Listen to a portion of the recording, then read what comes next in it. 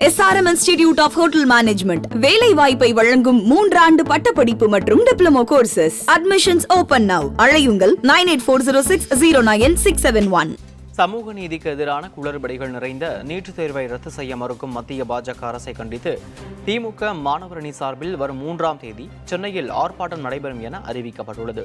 இது தொடர்பாக மாணவர் அணி செயலாளர் எழிலரசன் எம்எல்ஏ வெளியிட்டுள்ள அறிக்கையில், நீட் தேர்வு என்பது ஏழை எளிய மாணவர்களை தகுதி என்ற பெயரில் மருத்துவ கல்வி பயில விடாமல் ஓரங்கட்ட பாஜக அரசால் கொண்டுவரப்பட்ட தேர்வு என கடிந்துள்ளார்.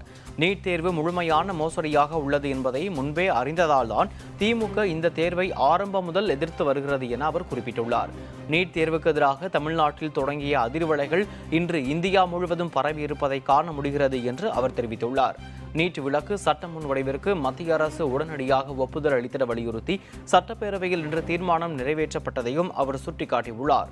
முதலமைச்சர் முன்மொழிந்து ஒருமனதாக நிறைவேற்றப்பட்ட இந்த தீர்மானத்தை உடனடியாக செயல்படுத்திட வேண்டும் என்றும், நீட் தேர்வில் நடைபெற்றுள்ள மிகப்பெரிய மோசடிகளை குளறுபடிகளை களைவதற்கு மேல் நடவடிக்கை எடுக்க வலியுறுத்தியும், நீட் எத்தனை மரணங்கள் நிகழ்ந்தாலும் நீட் தேர்வை நடத்தியே தீருவேன் என எதேச்சரிகார் போக்கினை கடைபிடிக்கும் மத்திய பாஜக அரசை கண்டித்து திமுக மாணவர் அணி சார்பில் வரும் ஜூலை 3ஆம் தேதி காலை சென்னை வள்ளுவர் கோட்டம் அருகில் மாபெரும் ஆர்ப்பாட்டம் நடைபெறும் என எழிலரசன் அறிவித்துள்ளார்.